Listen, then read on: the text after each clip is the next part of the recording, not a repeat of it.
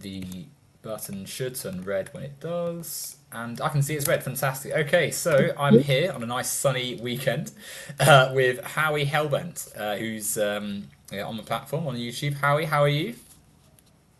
I am wonderful this morning. Fantastic. A bit earlier than it is for you than it is for me. It's already been a bit of a day here. I've been out in the sun, which is nice. Um, but how about yourself? How's your morning going so far? Well, I had my caffeine, so I'm good to go. Well, indeed, all you need. So, as the title suggests, we're going to be talking a little bit about echo chambers and a few other things, politics, a general sort of discussion, a left and right perspective, having a bit of a discourse. But I'll let you start, Harry, with what you wanted to bring to the conversation. Well, like I said before we went live, I wanted to discuss epistemology a bit because I feel like it's a very neglected topic. And in discussing epistemology, I think we can come to a better understanding of each other and where we're coming from. Okay. So, uh, my understanding of epistemology, there are two main schools of thought, and that is empiricism and rationalism. And then there's all sorts of different combinations of the two. Um, for me, I'm very fluid. I can deal with empiricism or rationalism, but I prefer a mixture of the two. And I believe that science itself is a good mixture of the two. Okay. Um, I think that it's good to try and utilize a framework that incorporates a mix of things, right? Like it's good to think in terms of what we can observe in the world, what we can see, what we can tangibly measure, and such. And it's also good to be qualitative, to think about beyond what is immediately something we can put into a quantifiable term, right? Like, because we're human beings, we're not people that are going to be able to always have a concrete framework for things, but equally we should try and think about the ways we can utilize our scientific apparatus to measure and understand and quantify the world. I think it's very much a case of using all the tools of our minds, be it the natural sciences, be it social science, be it any sort of measure of being rational and such. Um, and I suppose that as well, I think it's a topic that almost in the same way that if you to use a bit of an analogy, if I'm a chef and I've got some sugar, that sugar can go into thousands of recipes. The sugar itself is something you can use for good or for bad. You'd want sugar in a cake. You wouldn't necessarily want it if you were having a ham sandwich sprinkled all over your your meal, right? So I think there's an element of that subjectivity which is important to consider of it as well. Yeah, and I think it's a good thing you brought up the different kinds of sciences because uh, sociology uses different techniques than, say, social psychology does, or sociology actually uses different techniques than evolutionary psychology. But they're not necessarily opposed to each other. They just cover different, uh, I would say, levels of information, and using them in Yeah. conjunction with each other can sort of fill in the gaps. Yeah, like there's no one. Yeah, I like to think of it like a palette, or like an artist. Like there's no set. It's not like you're on MS Paint. You can only use the the preset colors. You've got a whole range of tools to use in different situations for different purposes, and they all inform each other. A person's not only a physicist or a biologist or a sociologist. Like there's many different areas in which they overlap and such. So yeah, it's important to have that diverse sort of way of thinking. Hello, YouTube group in the chat. Uh, So I I don't know if can't you see can the see chat. the. Can you not? You might be able to. I suppose you're on your phone, aren't you? If you there might be an option to put it up on the side, but I can always show the messages like this when they come up, so that you can. I don't know if you can see that on your screen. Oh no, I'm not sure how that happened. I'm sure it's just a technical error. Yeah, you didn't scare him off, Gloop. It wasn't. It wasn't you. Um, but yeah, epistemology. It's the pursuit of knowledge, thinking about knowledge and systems of thinking about the world. It's important. It's good stuff. It's definitely an interesting place to start. I imagine interesting to see where it will go. But no, we'll definitely have an interest in sort of pursuing that one. Right, is Howie back? It says devices not connected currently for his device. So we have to just wait and hope and see that actually connects in a second. I don't know if you're hearing this, Harry. You're in the StreamYard portal, but it won't let me add you to the stage because your device isn't able to connect. So hopefully that will sort itself out in a moment. And we'll all be okay. Oh, here we go. I think that should do it. Hello, Sorry right, you're about back. that. That's all right. Yeah, I don't know how I accidentally closed out. Happens to the best of us. That could be. It's not the Yeah, end of the world. You're back and here now. So all total is well. boomer moment. Happens to the rest of us. Yeah. So no, we were sort of saying that epistemology, it can be utilized in a lot of ways. That sort of rather than it being sort of like a inherent set thing, it's going to be something which applies in multiple contexts and such. Sorry, were you saying something, just Ben? Were you speaking to? Sorry, yeah, there's someone trying to get my attention right now. Oh, I see. Yeah. Sorry, no, I didn't know if you were just muted for a moment. But yeah, like I'll wait for Harry to come back. But essentially, yeah, it's that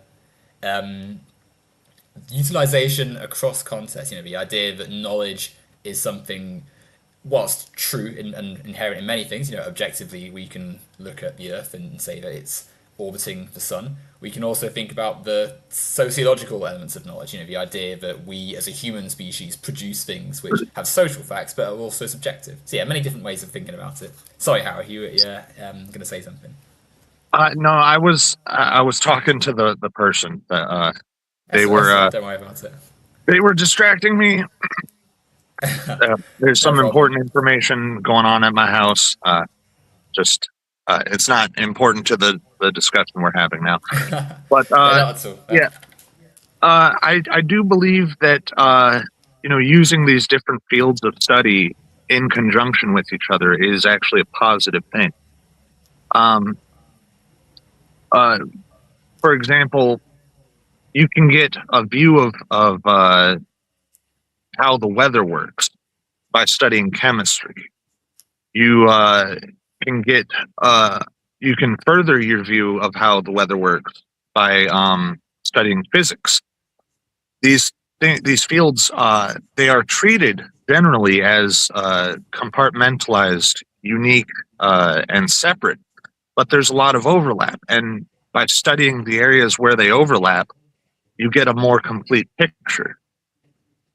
Definitely. No, you're absolutely right. They do overlap. I think it's that compartmentalization, I think, is somewhat due to how history of education, right? Like we imagine because the system sort of we have has to budget things and allocate things and has to put things into a very sort of finite amount of time. It becomes a case of when you're in school, now it's physics class, now it's geography class, now it's English class, and they're sort of treated as quite distinct, especially when you've got the standardized assessments at the end of the year, right? Like you've got a test that says this is an assessment of your performance in this subject with these set criteria is what we're going to assess you on. Whereas you've just said, the weather, very good example. You could look at it through a geographical lens, a physical lens, a biological lens. There's so many different ways into a sociological lens. There's lots of different interpretations of the same thing that should be put together. Overlapping. To go back to our culinary example from earlier, right? Like no one would say, oh, you can only have something be sweet or savoury and there's no in between. Like, no, of course not, because food is something which hits a range of different sensations in your mouth. So in the same way, I completely agree. There's no distinct separation between the subjects, which I think is important definitely to consider for any perspective, not just epistemology. Yeah, and the reason I brought up weather, Specifically, I actually just started reading this morning. The Essence of Essence of Chaos Chaos. by Edward Lorenz. Edward Lorenz, I don't know if he's still alive. He was a professor of meteorology at MIT, and he founded chaos theory. And the reason why he founded chaos theory is because he realized, well, he was doing computer modeling of weather patterns, and he found that very tiny changes in the system, in the starting inputs in the system, would lead to drastically different outputs. Mm. Yeah, no, I mean, I must admit, I'm not fully. I've heard of chaos theory. Wouldn't say I'm a fully versed in it and such, but Yeah, yeah. always good to read. It's I wouldn't definitely. say I I, wouldn't say I'm fully versed in it either. So but no, it's an important point, right? Like the idea that there's different things at play that can influence a whole range of outcomes, as you've just said, right? yeah. But no, let's slowly turn our lens and our focus to the echo chamber. The idea.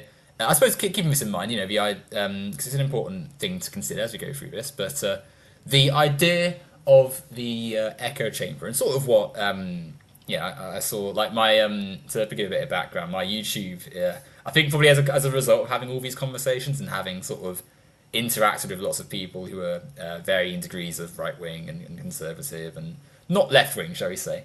I get recommended lots and lots of videos from creators like yourself, and obviously I'm not insulting you to say it's a small creator, but in the sense that myself, yourself, we're not like putting in millions and millions of views. We're sort of Mm. the cultural, the normative culture, right? Like we're just two random people essentially on the earth who've decided to put a video up and put Yeah. something on the social space of the online. And so when I see a video talking about echo chambers, I find it interesting because I don't think I share the same opinion of firstly, what an echo chamber is, and secondly, that it's something that, as you said in that video, was a like a left wing thing or a left wing, Well, structure that's been almost created. I was wondering if you could elaborate a little bit, so I can hear your voice, your opinion more directly. well, when I was discussing echo chambers and the left, I didn't mean to say that it was only the left that has echo chambers. There's certainly echo chambers on the right, but there are the study that I linked that showed the different attitudes from left wing and right wing people shows Yeah. that there's a wider range of opinion on the right than there is on the left, and so that does indicate that there are fewer echo chambers on the right. And I have encountered people who are on the right who are in echo chambers, and they are vicious. They are vicious and rabid, and just not generally good to interact with at all.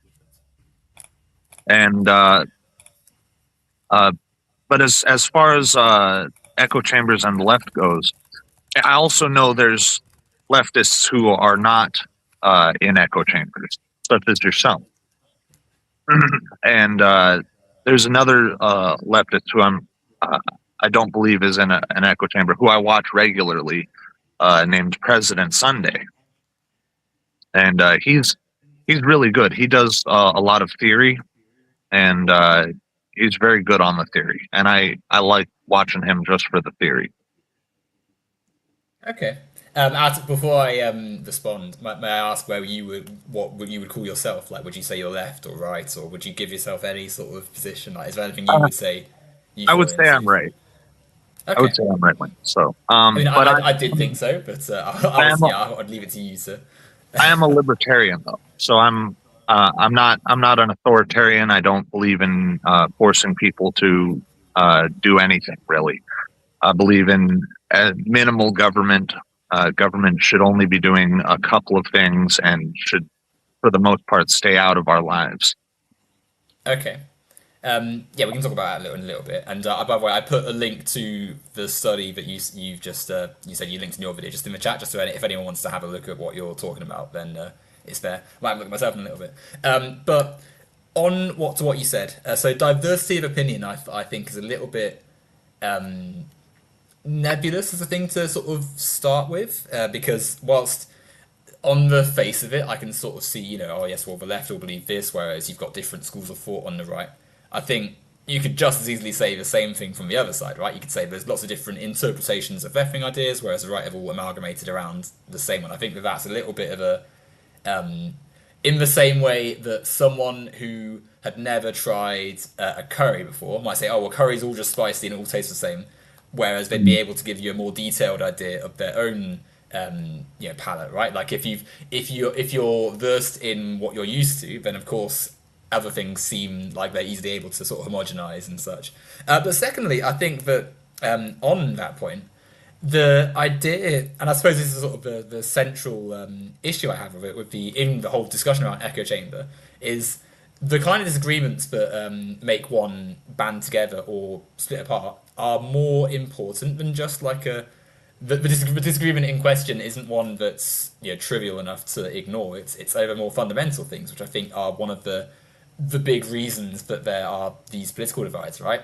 And a lot of them ultimately hinge on do you recognize the value of like people being alive and such, right? Like the idea that discrimination is bad, or the idea that people fundamentally have human rights that should be ingrained into systems, I think is one of the reasons why there is going to be a line that you need to adhere to, and ultimately that is going to be a deal breaker for wanting someone in your space if they're not able to to adhere to that, let alone all the the vitriol that's in a lot of those circles. And I think that, like, for instance, I imagine an echo chamber would be something like if I said to you that I loved The Sopranos, and I only would talk to you if you also loved The Sopranos, and I would say, right, okay, if you don't support the works of David Chase, get out of my life. Like that would be an echo chamber, right? Because I've literally like only put people around me who have my exact tastes in media. And if I then also like refuse to talk to you, wouldn't socialize with you, like my whole life is just that. That's an echo chamber. That's literally like only the opinions that reflect my own are that. But obviously, this isn't really applicable here because the things which would make a left-wing perspective balk at something would be like a racist position, a sexist position, a position which dehumanizes the other. The idea that there's even an other to begin with, right? The idea that we can separate ourselves. So I've got more to say, but I'll let you come in because obviously I'm speaking a little bit. So yeah, you come in and respond to that a Well, little bit. What's your thought? I think you are right. There is some disagreement on the left, but I think it's mostly about how to achieve the same goals. Whereas disagreement on the right can vary wildly from uh, achieving the same goals in different ways to having totally different goals. Whereas I think people on the left generally agree that equality or egalitarianism is a good ideal, and they just have a difference of opinion of how to achieve that egalitarianism. And so this could create uh, maybe it is more of a disagreement than it appears from the outside, but it appears as though it is more unified because they have a shared goal. That shared goal is, I mean, even when you put it in those terms, right? Like the idea of equality, egalitarianism, like they're quite agreeable, but also quite broad. Like the idea of what that equality or that egalitarian principle is still quite diverse in those circles. In the same way that the insinuation from what you just said that a right wing person wouldn't see equality as the overall goal. Like if you that is also quite diverse, right? Because you maybe you're going to tell me that egalitarianism isn't something you agree with. You prefer libertarianism and the freedom of opportunity rather than freedom of sorry, what's it called? Equality of opportunity rather than equality of outcome, right? Yeah, But if I asked you, you wouldn't say probably, oh, I deserve to start with $1 billion over some guy in the streets who starts with $1, right? Like you probably don't agree with something like that. But yeah, equally, that's like that isn't universally agreed upon in also that's not something which is captured by the statement of there's diversity on the right, or there's not on the left, right? Like there's different, either perspective can be, when zoomed in, turned into many different perspectives, and even the labels left and right. I mean, obviously, I think there's, if we're being really critical, there's like a fundamental, like as you've just said, right, like the idea that all human life is worthy of recognition and actual substantive equality in the system is a left-wing position, and a right-wing position is more looking at the ability to do as one sees fit with the tools of the world, leading to a capitalist market or leading to a principle of unfettered freedom and such, right? But these two are also things which, when actually put into the social world, have many different outcomes. So I find, on just the first sort of level of it, the idea that it's like, oh, there's an echo chamber on one side doesn't really work on that basis, let alone the fact that a lot of the time the places being considered echo chambers are like spaces where there is an element of actually needing to be able to be socially compatible with people, and where if you're not able to adhere to a certain code, then yeah, you're not going to be in the space. And also, a lot of the time, it's you do have to some extent a right to be able to be in a space that has like-minded people in it. Like imagine if I don't know what you do for work or anything, but imagine if every single one of your co-workers wanted to just come to your house and be in your private spaces and expected you to just give you unfettered access to their life. Otherwise, oh, you're in an echo chamber. Like, of course not, because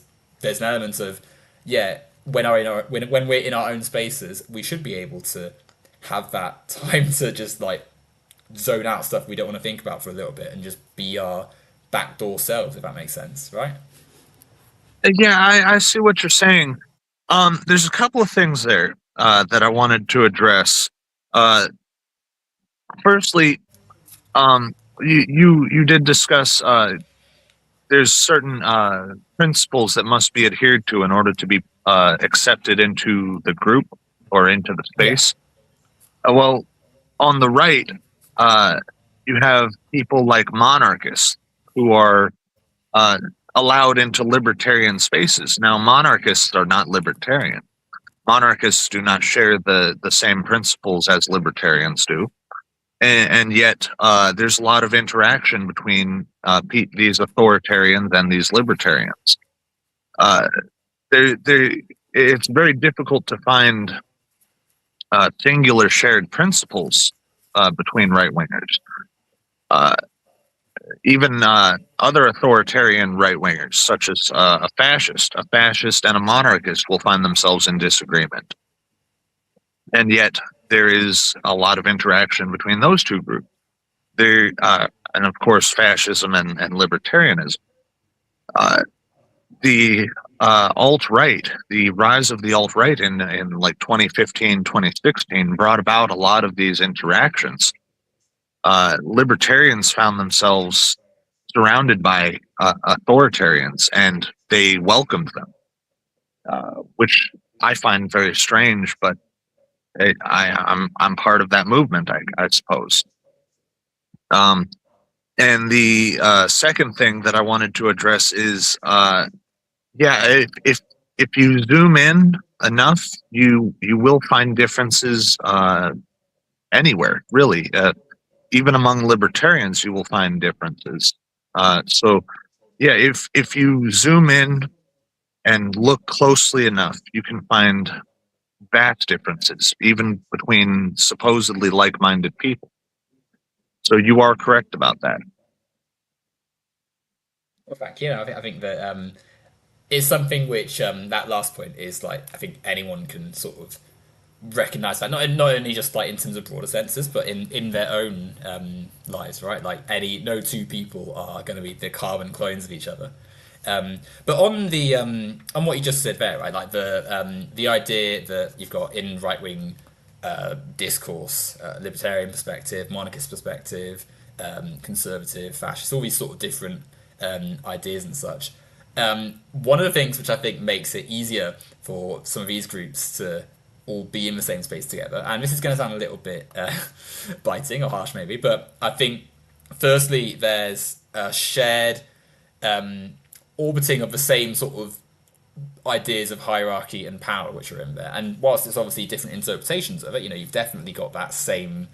You've definitely got a difference between someone who wants a massive free market or whatever versus someone who wants consolidation of power within a sort of set movement and such. Right? There is still that belief ultimately in hierarchy and power, in the ability to wield significant economic capital over others, which I think makes it a little bit closer together than perhaps is realized. And I think in those spaces as well, I mean, certainly with fascists, right? I don't think that if put to the test, a lot of right people would say, yes, I'm fine just having fascists in my space. I think actually that a lot of them would balk at the idea. But which firstly I think demonstrates the idea that echo chambers aren't some like, oh yes, left wing thing, but people actually like having their own sort of set spaces. But secondly, I think it touches on another element, because as well as the sort of thinking of it just in terms of like economics and political practice, I think ignores the intersectional nature of it. The idea that as well as how should we organise our society, there are baked into the sort of right wing worldview that we've sort of touched on, the acceptance almost of many societal bigotries, which aren't sort of openly and explicit from a lot of right-wing perspectives, but are baked into, say, the history of capitalism or the construction of the family. Like, the idea that like racial politics and gender and disability and such, which in left-wing circles, because you're looking at, in left-wing spaces, how to produce a fair and equal and egalitarian world and such, like they are directly interrogated. And so in a left-wing space, there's that baked-in idea that yes, we're actually here because we want to make the world better, and thus if you're taking into these spaces baked-in ideas about people in wheelchairs or people with different genders or sexualities and such, then there is that critique. Whereas in a right-wing space, which is built on many of the normative structures of society, the idea that we've lived in a capitalist society for a few centuries now, and from a monarchist, for instance, a monarchist, if they're endorsing some autocracy, right, like as something on top of society, in Europe, in my country, that's a millennia old almost, right? So there's much more history that goes into that, which makes it more normative and therefore easier, I think, for a lot of right-wing spaces to be these big, supposedly like, oh yes, there's lots of different opinions here, but ultimately still drawn from the same normative stuff. Whereas a left-wing reaction to that, where you're saying, okay, well, we're going to critique the normative elements of society, has a bit more, you can't say, for instance, a load of slurs and then just be allowed to be in our space. Like, there's that difference, I think, which is produced. I see some of what you're saying. Let me just address the first thing. You said on the right there is an acceptance of hierarchy. Yeah. I would agree generally. However, there are actually some right wingers who do believe more in egalitarianism. The actual stated goal of fascism is to create a classless society, or at least have one big class that everyone is a part of. It's supposed to be more egalitarian, and this, believe it or not, that is their stated. I don't believe. That is their stated goal. That is their actual stated goal. Now, whether the application of that comes out to actually produce that is another question, but that is their stated goal. That's not.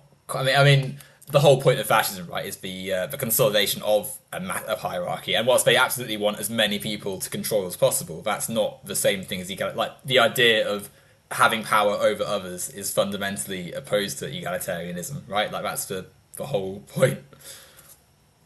Well, they essentially, there's supposed to be just one person at the top, and this person forces the cohesion of the entire rest of the nation.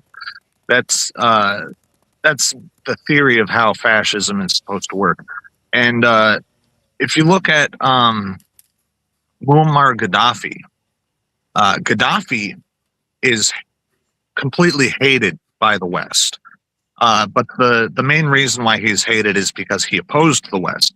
If you look at what Gaddafi did, he actually achieved most of what he said he wanted to achieve, at least for the most part. I would say about 85% of what he wanted to achieve, he did. He liberalized education. He created more equality for his people. He had gender equality. Uh, Women were actually, it was a very liberal society uh, in regards to gender equality. And and what Gaddafi did is generally described as fascism. Now, Gaddafi described himself as the brother leader, so he liked to place himself beside his people, not above them. Even though I think most people would assume that he was above them. So then I Um, think that. Sorry, you're going to say more then. Sorry. yeah, no, you can go ahead. So on Gaddafi briefly, what you described there is, I mean, somewhat an like accurate representation. Like, I think that you're right in that he, very clearly criticised by the West. Very clearly did things in Libya which it improved Libyan society, but equally was also an authoritarian leader that committed quite a lot of terrible things against Libyan people. I think that this clearly intersects with Western power structures in the sense that Western nations, because they adhere to neoliberal capitalism, want to maintain power over the global South, and so and you benefit economically from relationships with see their countries as feeder countries essentially for Western business practice, and so Gaddafi represented a barrier to that flow of capital and had to be dealt with by Western nations. Obviously not good. There's no in a capitalist system. There's as anyone left wing will tell you, there's not like a good versus bad. It's varying competing powers of capital that produce poor outcomes for a lot of people based on little more than which flow of capital has gone a certain way. But on fascism, I'm afraid that the opinion you've offered is completely like not accurate. Unfortunately, like the idea that like whether or not a fascist doesn't get what they wanted to start out with, like the clear purpose of that system is one that is based in consolidation of power over others, and ultimately stems from that same right wing idea of hierarchy and power and such, and capitalism and such. Like it's just an interpretation of it which foregoes a lot of the pretense of equality of justice and fairness and such. Right, like you've still got that capital, power, resources, and such is still concentrated in one person, or one group's control, and still used to maintain social control over others to continue producing the same flow of power.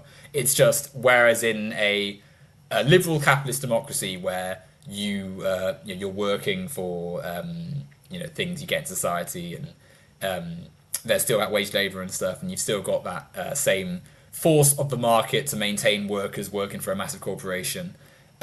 In this case, it's done with more over an explicit force. You won't just work because it's what you need to do. You'll work for the state, the corporations, the leader. Otherwise, we'll send you off to a prison camp, and then you'll really be having a bad time, or you'll just be killed or something like. It's a more extreme interpretation of the same tenets of a capitalist system. And again, I think that's part of why if we cycle a little bit back to, or not obviously not taking a complete, but cycle a little bit back, the reason that a lot of fascists are able to be in spaces with people who ought to have more of, like, gosh, why is this person here? Is because a lot of their ideas are quite close to the same sort of writing ones that someone who wouldn't consider themselves a fascist would still believe in. And when you when you add that as well into the fact that human life isn't as like binary as yes, life is peaceful and good. Now it's time for fascism. Like it changes that it makes it easier to smuggle in these ideas. It's not as though fascism just happens in a click of a fingers. It's something which melds from the same fabric of society. Lots of Now, reasons. I gotta ask, what books on fascism have you read? Sorry. Just out of curiosity, what books What have you read books? on fascism? I mean, the historian Lawrence Rees does some great stuff on Nazi Germany. You've got a book by Rasmussen. You've got lots of academic articles I've read quite a lot of. I can send you some of the textbooks and such. Not textbooks. I mean, admittedly, it's hard to send a lot of university stuff over because you have to have the access because it's not it's paywalled and such, right? Oh But yeah, definitely, I'll put some stuff in the chat if you'd like. but Having well, what? Why do you ask? I was gonna make a couple of recommendations myself, if that's all right. Yeah, of course. Put them in the chat if you want. Uh, well, I can just name them. Zeev Sternhell was actually a very good historian. He was a Jew who survived the Holocaust, and he became a historian specifically because he wanted to prevent the uprising of fascism again. And he wrote several books on fascism, but one of his most famous ones is titled "Neither Left Nor Right," and uh, I he mean, yeah. It wasn't. A lot of people say that right who was wingers this by? are the Sorry. source. A lot of people say that right wingers are the source of the claim that fascism was neither left nor right, but it was actually Zeev Sternhell So what and was his name? Sorry. uh, Z. Zeev and then Sternhell Sternhell. Yeah. Okay. It says His books can get pretty pricey. His books can get up to like $60 or $70. gosh, But yeah, that's. So I'm just reading. Like a. I mean, maybe there's more to say in those books, right? But that's not. Yeah, quote from him: "I'm not only a Zionist, I'm a super Zionist." Okay. well, I he mean, he was said. Sorry, go ahead. he was a Jew who survived the Holocaust. Uh, you got to expect you got to give a little bit of leeway there. And this was Well, he died before a lot of the information about Israel came out. A lot of the information about Israel uh, attacking Palestine and other Middle Eastern countries. So this you got to keep in mind that uh, ignorance is not always a choice. Sometimes oh, people just definitely, but don't have access to the information. sure, And sure. I would recommend another author as well, Roger Griffin. Roger Griffin. Let's have a look at this guy. British professor. Looks at Oxford. Fascism and religious fanaticism. I mean, obviously there's lots of interesting stuff there, right? Like it's interesting to hear these accounts and such. But on the previous author you brought up, whilst it's absolutely important to read the account of someone that, or at least the Holocaust account, someone who actually lived through it and such, I don't think that necessarily means that his argument that it's neither left nor right is necessarily the most accurate one because ultimately when we look at the certainly in the case of Nazi Germany, right, like it was very explicitly a reaction of the capitalist class to the rising worker movements of Europe in an attempt to consolidate power, right? You've got all the signs there, right? You've got the crisis in capitalism, the economic crash and such. You've got the fear of the worker uprisings. You've got the ready-made long history of anti-Semitism in Europe. All these factors, and obviously also racism, sexism, homophobia, all these different socially produced things, right? All of these go together to create the fascist movement, where in Nazi Germany, they use the fear of various cultural panics and such to take over control of industry and such, make tons and tons of money off working people, whilst creating enemies of the state to then put into labor camps and concentration camps and eventually kill and such. In the process of trying to maintain this power. And obviously it all collapsed much quicker than we were expecting. You know, a 1,000-year Reich didn't even last, you know, like much more than a decade. But it Yeah. doesn't change that on a fundamental level, it was, you know, the firm belief in hierarchies, the belief in ultimate power, the belief as well that they should have this power. And they ultimately connect to a right-wing view of the world and not a left-wing one, which is fundamentally opposed to as we said earlier, right? Like the ideas of equality and egalitarianism are fundamentally at odds with anything to do with fascism. And I'm sure you know that it's in fact, no, I'll let you respond. Actually, I'm on to what I was going to say in a second. I don't want to get too bogged down in this topic because I mean we've spent like almost 10 minutes on it already, haven't we? Uh, You can go a little bit but longer if you want. I do want to make a couple of a couple more recommendations. There are some YouTube channels that have done great research and from different perspectives as well. There's one who's a libertarian, there's one who's a monarchist, and there's one who was a left-wing anarchist. Who they all did uh, very thorough research into fascism, and they all came to essentially the same conclusions. First off, Tick History, who is a libertarian, he tries to claim he's not a libertarian, but it's obvious he is. He's done several videos on fascism and National Socialism. He claims that they are different, although they are similar, obviously. And he talks about the economic policies that they put into place. Then there is Lavater. I'm not sure how to pronounce it. I think it's Lavater. He's a monarchist. He did a couple of videos on fascism. He cited entirely different books. He also did videos. I think it was 2 videos on corporatism, which is necessary to understand fascism.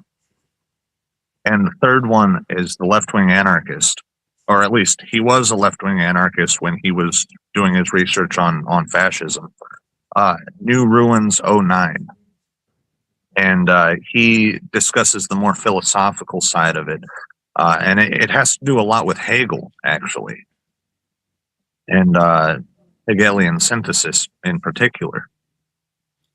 Out of interest, you said all three of these people make the same Well, argument very about similar. fascism, like, Very or similar. similar. But what is the what is your perspective on it, right? Because like for as much as you know these people, I'm sure have things to say.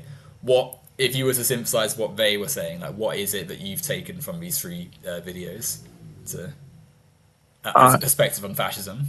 It's several videos from each, but essentially fascism is it's more complex than just arising out of one ideology. It is actually the combination of multiple ideologies. Like I said, it is a Hegelian synthesis. It tries to combine revolution with conservatism and corporatism with revolutionary syndicalism. Okay, Revolutionary but syndicalism as defined by what's his name, Georges Sorel.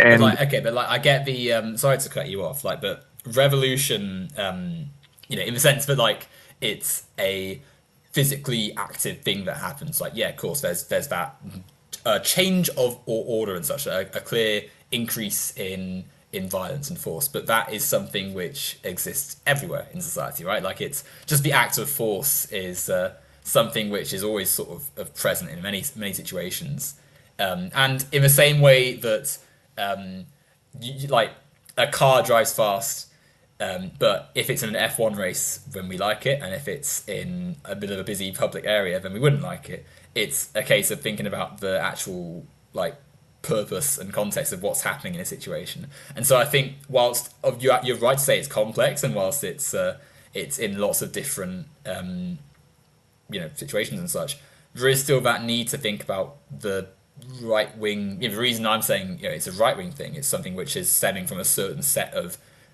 systems, is because that is the driving. That's the clear link. Like I said a second ago, right?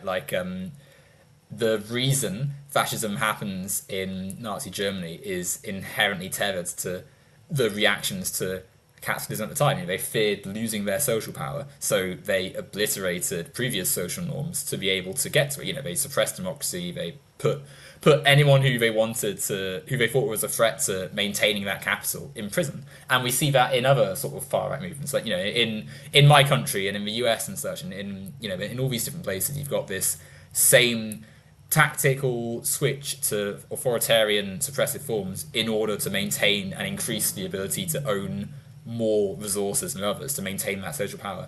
Rockaz in the chat very briefly says, define Hegelian synthesis, please. I think he's asking, you said a second ago, it's a Hegelian synthesis. Okay, so are you familiar with Hegel? Very famous European philosopher. Yes, yes, very famous. Likes his dialectics. Yes. So, and a lot of people do not fully understand Hegel. James Lindsay is actually someone who he frequently brings up Hegel, but he has like no clue about Hegel. So Hegelian synthesis, well, it's more Hegelian dialectic. The synthesis is the final part of the dialectic. So there is thesis and antithesis, and these are opposed to each other, but they're not necessarily contradictory to each other. And that's where a lot of people get bogged down, because they hear opposition and they automatically think complete, like black and white. You can't combine black and white without getting.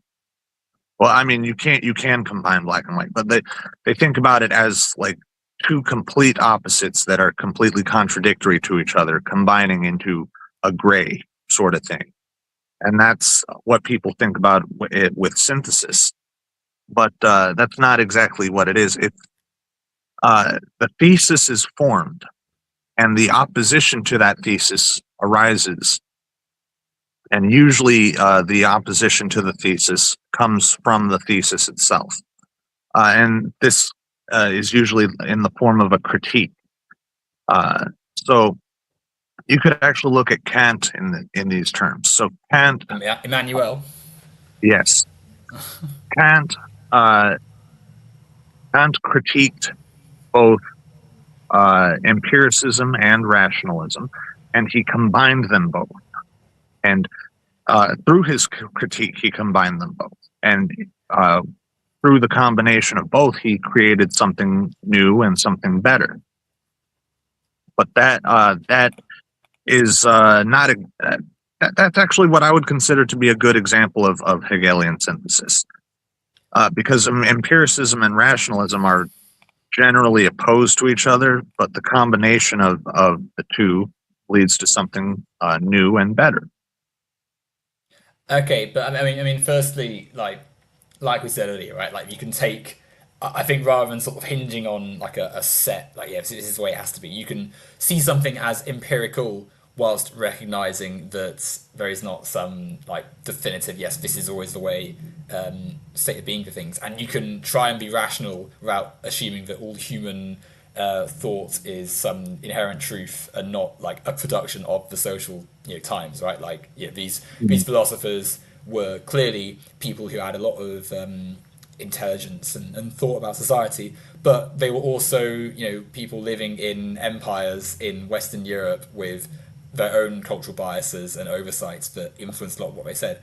I want to ask how this would contradict the idea that fascism is a right-wing thing, like we were sort of saying, right? Because like whilst obviously the people who have been orchestrators of fascism have many different worldviews and ideas and such, their actual in-world actions align with a right-wing set of ideas, right? Because they're ultimately all in service of capital, trying to maintain power. Go ahead, sorry, I see your finger. But like I was saying, there are fascists on the right.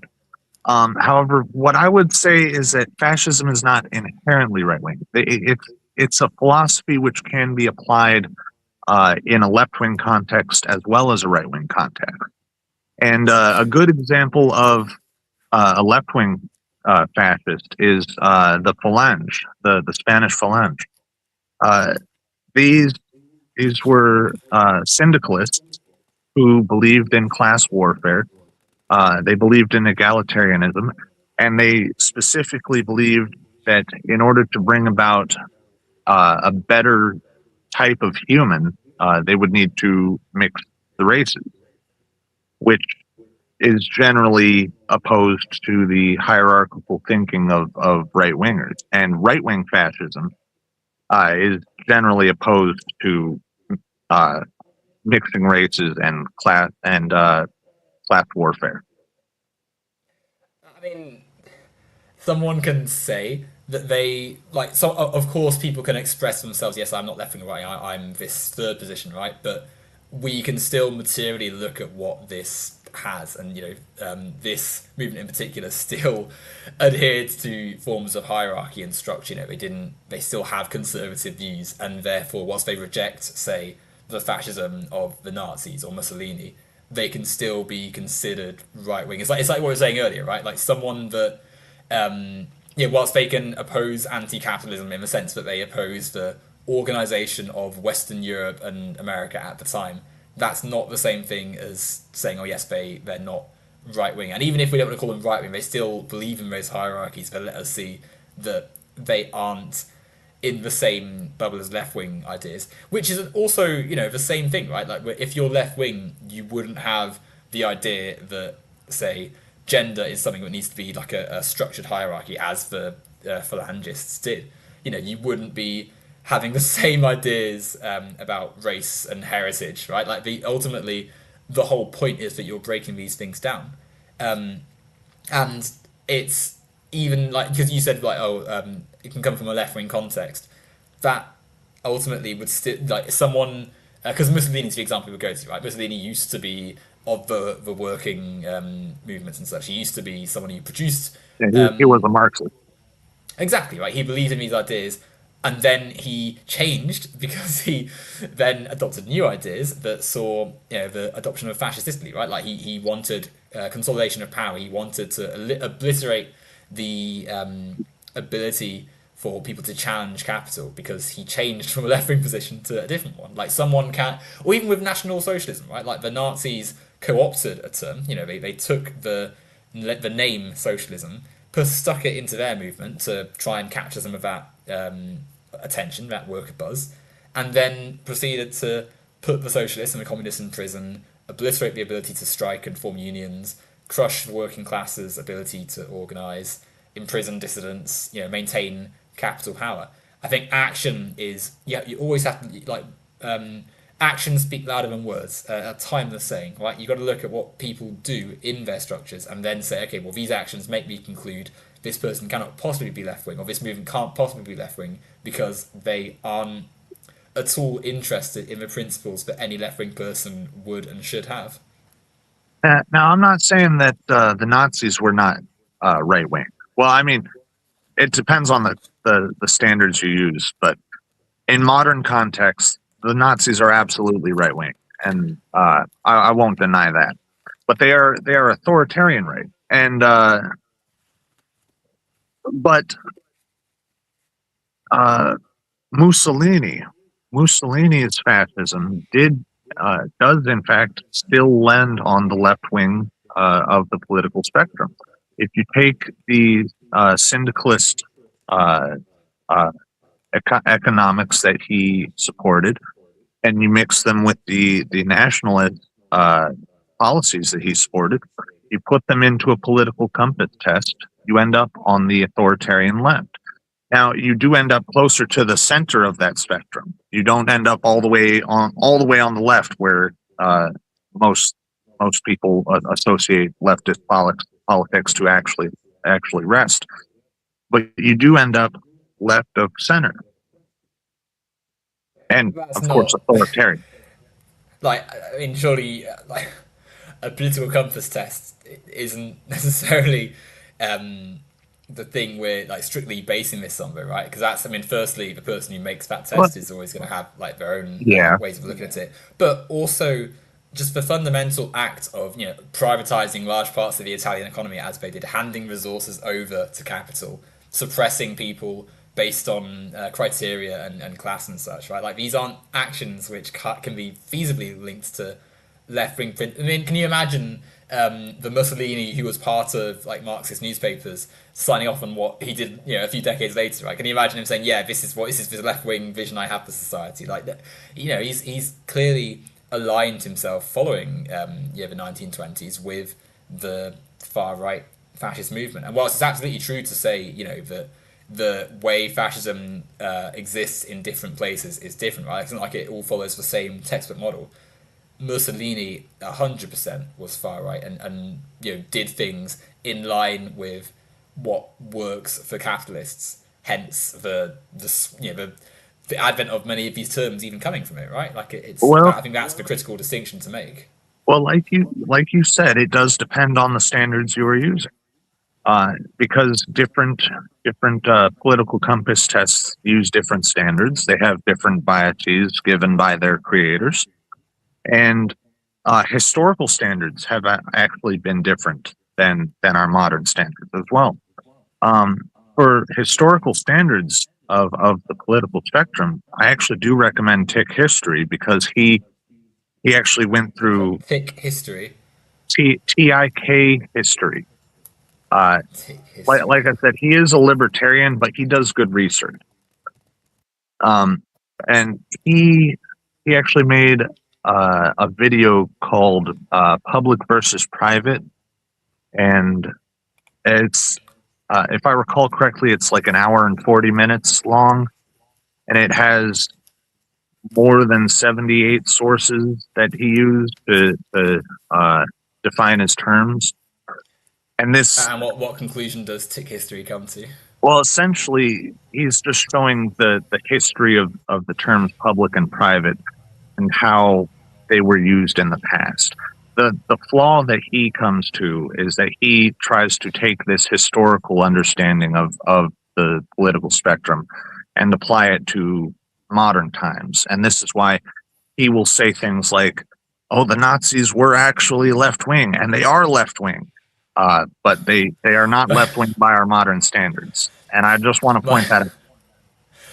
they're not left wing by any standard, right? Like the fact, but I mean, not to. I'm sure this guy's read a lot, but like this, I mean, if you've read 78 sources and come to that conclusion, I mean, maybe go over those sources again, right? Because like, you know, uh, obviously, people have different perspectives. Like for instance, compared to America, Britain is a more left wing country, but Britain is still a right wing country, right? Like it still adheres to liberal capitalist marketplace, and it still has a private sector. It still has all these things, right? Like it's not. It still maintains wage labor and the class structure. Like it's the fact that we can differentiate between different systems doesn't change our overall material analysis of what a system is and what it does and its function.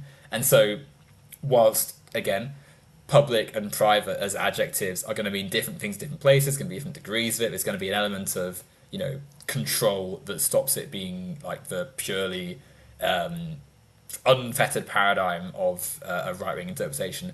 It still maintains the same principles and therefore is still accurately described as right wing. And I think that as well as that, there's also an element of needing to think about the sort of pragmatic, like what do we want in the hit, like rather than theory and philosophy is fantastic and it's important to read and be informed of the past and such. But there's also like a sense of pragmatism as well. Like we live in 2026 here and now. We've got to sort of think about the fact that fascism is constantly evolving to present day. Like right now, every second, there's a fascist movement right now in the White House. Look at they're doing well in the polls in my country. There's other countries as well. It's something which I think needs to be constantly, like considered when we're thinking about things, and thus why to tie us back into our overall theme, why there's going to be that the what you describe as a sort of stricter like line in left wing spaces, why there's that firmer opposition perhaps to fascism than in right wing spaces, where you said yourself that they're sort of just milling around in the ecosphere with monarchists and libertarians and conservatives and all the other groups. Uh, so I think we might be in disagreement here at a more fundamental level, because you say liberal capitalism is inherently right wing. Is Yeah. that a statement you would agree with? Well, I think. So we get you go ahead. Sorry, well, I you would, asking me? Sorry, were you asking me? yeah, I would not necessarily agree with that. I do believe that liberal capitalism is uh, compatible with uh, left wing social policies, and I believe this can be found in the libertarian left. I think that it's definitely the case. I mean, firstly, for instance, like we have the NHS in the UK, and yet we are a liberal capitalist democracy, right? Like it's not the case that there's no social policies or ideas rooted in left wing ideas that can be put into it, but it doesn't fundamentally change the overall structure of capitalist consolidation of wealth, private property, the use of resources for private enterprise, wage labour, etc. Like there's still that structured tenet of right wing thought. It's also worth stressing as well that the left wing interventions and adaptations are often fiercely opposed by said liberal democracies, to the point that they, as we've seen through the neoliberal term since the 80s and such, will cut back on and attack through the mechanisms of the structure. Right? Like our NHS has been defunded and mismanaged for decades because of austerity policies. The large parts of our social services and welfare state have been handed over to private corporations and the private sector and such. So I don't think it's the case that we could call it within the framework that we're set, where there's not like a main. When I go to vote at the next election in a few years' time, like there's not going to be. There will be a communist party, but it will get like 10 votes, right? Because that's not. They don't get despite the fact that there's support for change, it doesn't translate in the same way via elections. So the fact that the parties that call themselves left wing are left wing within the context of a right wing system, right? In the same way that if I said that I am fast, I like running, I'm fast, right? But you put me next to some cars and it's just ridiculous to say, oh yes, I'm fast. It's all contextual. So it's left wing in the sense that they are steps to the left from a right wing position, but are still within the right wing section of our social discourse, and still adaptations of right wing ideas. So essentially, I believe our disagreement is here. This is and this is more fundamental. You have a more particular view of left of what constitutes a leftist system than I do. I am more general. I also believe there is a sort of general right wing as well. I believe uh, it can be leftist and still be capitalist, and I believe it can be right wing and still be socialist. Uh, the, I think that's where our disagreement rests. Uh, you are much more specific than I am. Well, like I get what I can see in my head. I can see like the reasons you might say this. Like, and I don't. It's absolutely true. For instance, that someone could try and implement a socialist system and then still maintain conservative ideas within it. Right? Like you could say, oh yes, I think all workers should be able to own the means of production collectively, and then still believe that women should stay in the house or that gay people don't exist. And equally, you can, as we sort of hinted at, right? You can have a capitalist system where you put in all sorts of protections and all sorts of we can't have anyone falling into the cracks. Therefore, let's have a strong welfare system. We should create a system of free healthcare so that all citizens can enjoy access to top of the range support and such. But these adaptations, I mean, for one, a system. I don't see how right wing socialism could be. Like, I would be interested to how you would how is a how where would a socialist system where workers own and control means of production and there's an abolishment of structures like the state and the class system, where is the right wing, like how would that be right wing? I don't follow.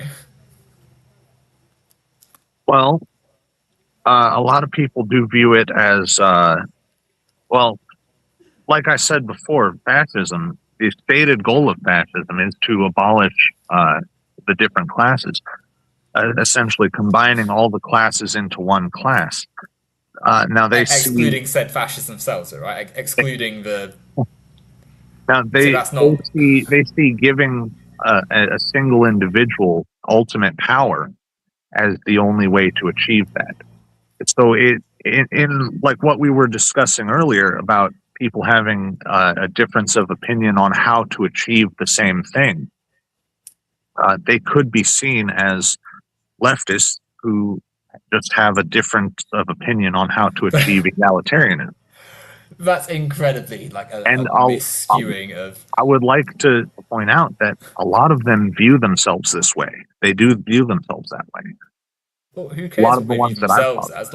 I'm sorry, but like how if you're saying um, oh, we need one person to wield all the power over everyone else. That fundamentally means you don't believe in equality. Like that's a fundamental. I don't see how that's even like up for the conversation. Like you don't.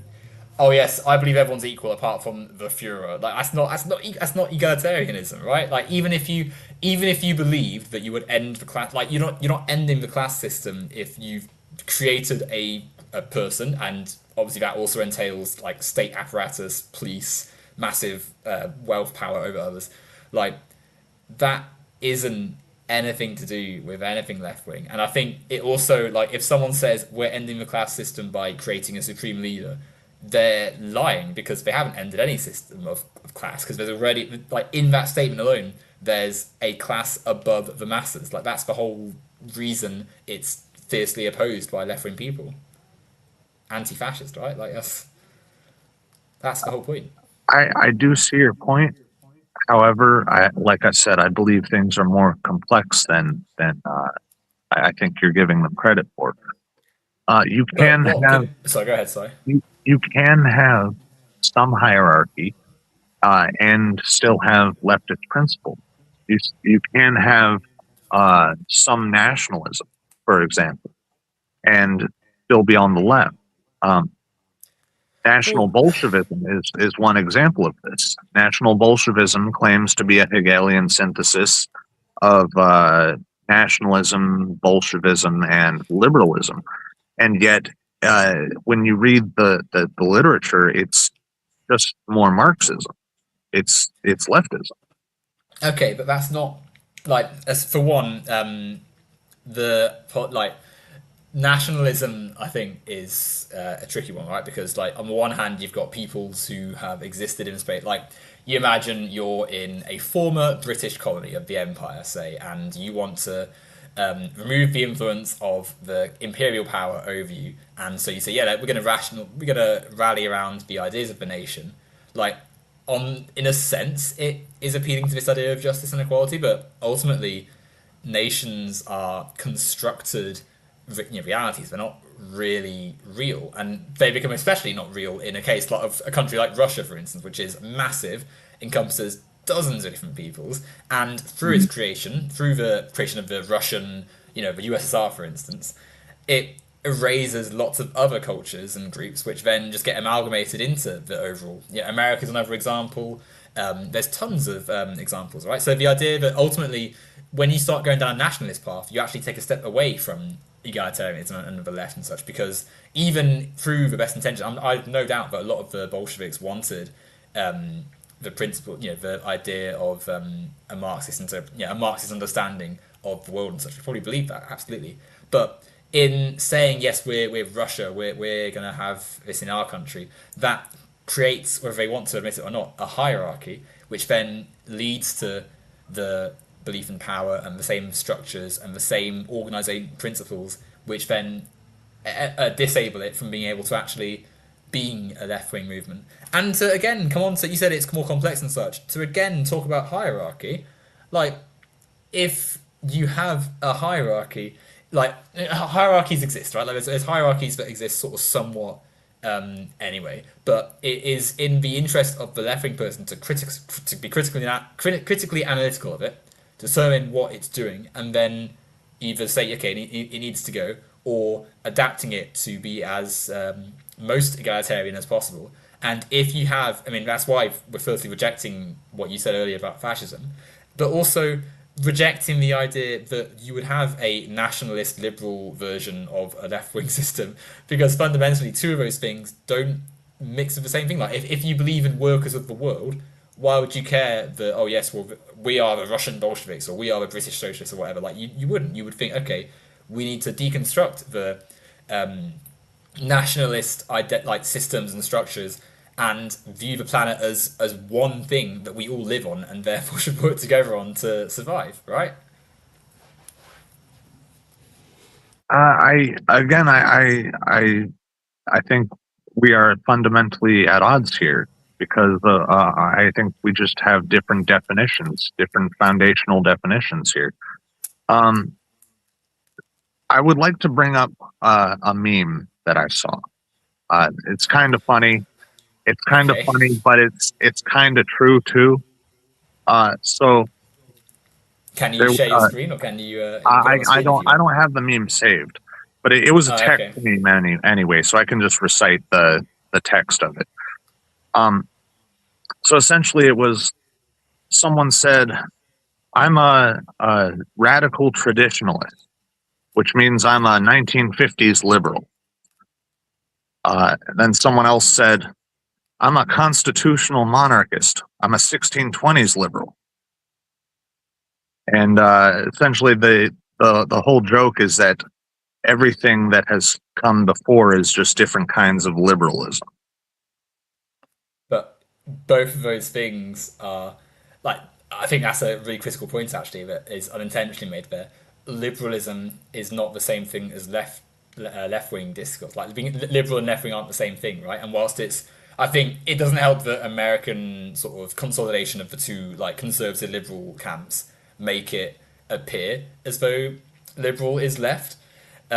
It's not, like it ultimately is produced of the same cultural fabric and so replicates that same capitalist discourse, whereas left wing, as we said earlier, critiques said, wants to replace and disseminate the structures and hierarchies, not just see it as, oh well, everyone has the same equal opportunity. Go ahead, you put your finger up Now, again. if you look at what you are correct, the left wants to disseminate, well, destruct, Deconstruct, yeah. deconstruct. That's the word. The left wants to deconstruct the systems that are in place. If you look at what this meme is talking about, constitutional monarchy was the deconstruction of absolute monarchy. It took down the absolute authority of the monarch and gave more power to the people, which is Well, like a yes, form of leftism. Now, leftism has like changed it's over time. Leftism, just like liberalism, has changed over time because I it think has that's had different systems to deconstruct. okay, but I mean, a constitutional monarchy is still a monarchy, still right wing, still like orchestra. I mean, for as much as absolutely people had a part to play in it, because it's been orchestrated by people still interested in hierarchies. Said representation of a people is being led by like noblemen, lords, gentry, people with loads of money already, right? So it's not like you would say yes, we now have a left wing system now that we've gone forward like one step forward, right? And also like the people, so, like if you think as well, it would still have been possible to hold a left-wing critique of the monarchy or feudalism back then, right? It's not as though like it's a newfangled idea. It's just that because no one would say that the organisation of Britain post the Civil War was some left-wing ideal. Just because it's a radical step forward and a good step forward in some ways, it still objectively fits the same social hierarchy in the same way that the transition from feudalism to capitalism, whilst radical and transformative, still maintained that and still adapted the power structure. Hence the point. Marx made that point himself, right? Like capitalism was a step forward from feudalism, but still maintains a class structure and a power structure which is opposed. And so I think that is the critical thing. I think which is the reason we're not sort of just going to say, well, yes, we're going to have a left-wing capitalist system, or we're going to think about things in terms of, well, where are we in relation? It's got to be a principle that's actually held, which I think defines it. I'll ask if you're in the chat, by the way, start putting questions and such. We've gone past the hour mark, and while Sam's, obviously plenty of time to chat and such, there was a few people were somewhat critical of your decision to bring memes to the No meme. discussion. But it's it'd be interesting to see what I would say in questions and such. But it's Now, I did it's have interesting. another point that I wanted to Yeah, make. go ahead. Go ahead. Something that a lot of leftists do not consider. They don't even consider the possibility that hierarchy may be inevitable. Hierarchy may be completely unavoidable. And so the goal of the leftist to deconstruct hierarchy is going to be in perpetuity, because there will always be hierarchies to deconstruct. And every time you deconstruct one hierarchy, another will arise. And the libertarian argument for the existence of hierarchies is that anytime there is a difference in ability, in knowledge, in skill, or in property, a hierarchy will form. So I think that that last sentence just sort of sums up the contention here. Ability, knowledge, and skill are subjective things, right? They're things which are socially understood. There's no like inherent measure like that's objectively going to tell you those things. It's not like we're in The Sims and we've got like an intelligence rating that tells us like, oh yes, you've read X number of books, therefore you've got this far. Property isn't subjective though, because if someone owns 1,000 acres and you own none, there's a clear difference in power that that person with 1,000 acres is able to do, right? And that's the reality of our system, where you and I are just people going about our days, trying to afford our rent and our bills, whereas the person with 1,000 acres can use their capital to gain a massive advantage in the marketplace and thus dictate the terms that make us have to do various things to get by and such, right? So the property hierarchy is what we would target and say, yeah, this is a bad way of organizing our system. We could do much better if things were democratically owned. Whereas things like ability, knowledge, and skill, we would deconstruct, but then and be critical about, because I think knowledge is something which is a bit nebulous, right? Like someone is going to learn different things based on which environment we're in, because we're all animals ultimately. We all learn, based on what we're reacting to, the social information, and so we would say that whilst there's definitely, like for instance, you wouldn't just say, oh yes, random person on the street, you're going to design the planes for the next 10 years. Hey, you're going to build our bridge, even though you've got no like engineering qualifications. But you're being critical. You're saying, okay, the reason we want certain people in certain places is because they've gained the qualifications. Let's make it as easy as possible for people to spend the time dedicating to certain professions. Let's let people's skills and abilities shine, but let's also say everyone deserves the right to a fair and equal life on basic principles. Everyone should be able to eat, sleep, drink, etc. And then a lot of the issues sorts itself out, right? Because like the reason some of these hierarchies exist is because capital is so coordinated by a very select few. And so, I would say that hierarchies are not inevitable, but a product of our social system, which is also very young. We're not a very old species.